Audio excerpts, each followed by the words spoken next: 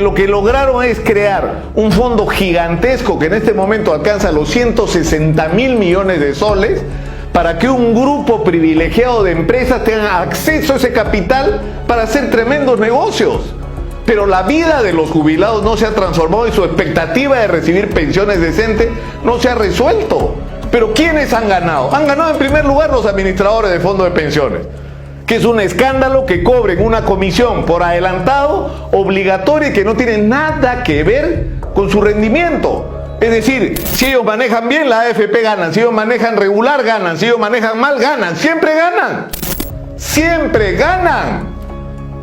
Es decir, si se multiplica o se reduce el fondo, ellos siempre cobran. En segundo lugar, hay todo un sistema de seguros que son obligatorios, que también ganan las compañías de seguro. Y de ahí viene el manejo del gran fondo, que son los terceros grandes beneficiarios. ¿Por qué? Porque el fondo gigantesco se ha estado utilizando para prestarle plata, como me ha contado Gabriel Bustamante, que es un hombre que ha estudiado este tema durante años, para prestarle a los bancos, pero no a los bancos pequeños, a los bancazos. Le han prestado al Banco de Crédito, al Interbank, a tasas de interés que cualquier microempresario soñaría, 4%, 5%.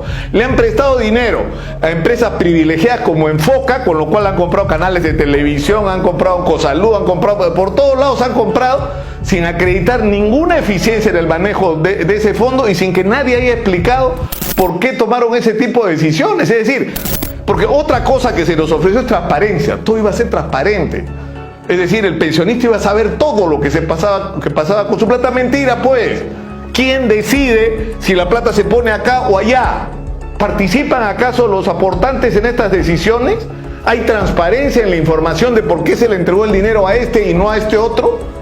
Pero además esto nos plantea un problema trascendente, es decir, que el tema de las pensiones es un asunto que no ha sido resuelto hasta el día de hoy, 27 años después. O sea, tenemos viviendo juntos dos sistemas que en términos de la realidad, es decir, tenemos la ONP y tenemos por el otro lado las AFPs, y sin embargo la realidad del jubilado sigue siendo una vergüenza en el Perú. Entonces el tema de la jubilación sigue siendo un asunto pendiente, un asunto que tiene que ser resuelto.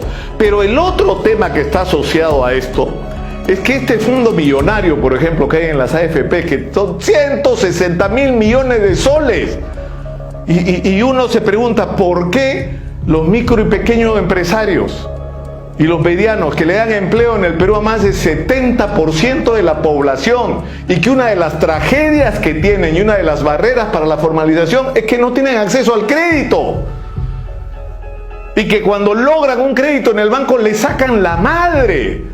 16, 18, 20, 25, 30, 40, 50, 60% de interés, cuando no caen en manos de prestamistas inescrupulosos, ilegales e informales que les cobran incluso más que eso. Entonces, si en el Perú existiera, con los fondos de las AFPs de 160.000 millones de soles, un banco de las AFPs dirigida a promover la micro y pequeña empresa, podrían lograr dos cosas. Primero, activar la economía de una manera extraordinaria, dándole acceso a crédito a micro y pequeños empresarios que son recontra buenos pagadores, pero además se les podría dar a tasas de interés mayores a los que los bancos están pagando en este momento a las AFPs. Ofrézcale usted a un micro y pequeño empresario 7, 8% de interés.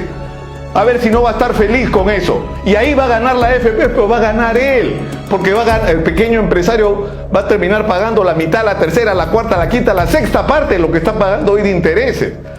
El tema de las pensiones sigue siendo una deuda de los peruanos con nuestros jubilados. Es una vergüenza que haya gente que esté ganando pensiones, la mayoría por debajo del sueldo mínimo vital.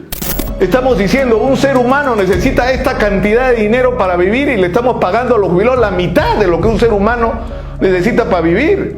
Es decir, estamos reconociendo que los estamos condenando a la miseria y que si no tienen un pariente, un amigo, alguien que se haga cargo de ellos, nuestros ancianos, la gente de la tercera edad que se rompió los lomos porque este país funcione, exista y sobreviva, simplemente se mueren. No hay derecho y eso tiene que cambiar, y es hora para empezar de que hablemos eso.